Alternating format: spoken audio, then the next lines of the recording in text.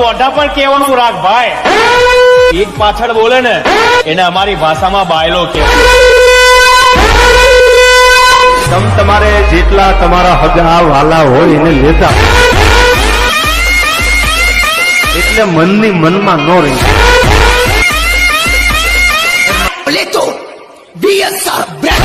જેનું પન્નું માર્કેટમાં હાલી ગયેલું હોય ને એનો જ વિરોધ થાય, બાકી માય કાંગલાના વિરોધ ન હોય. ભલા માણસ મેદાનમાં ઉભો છે, તમારી જેટલી બ્રાન્ડ હોય લેતા આવજો. જય વાઘેલા વાત છે ને બાપ જ રહેવાનો. જેવડી જઈને કાલે એવડી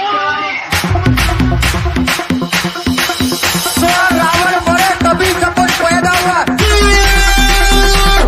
बोले तो भाई साहब डीजे पप्पू एकदम कल क्या बोल रहे थे भाई, टेबल बोलना भी नहीं आता तुमको.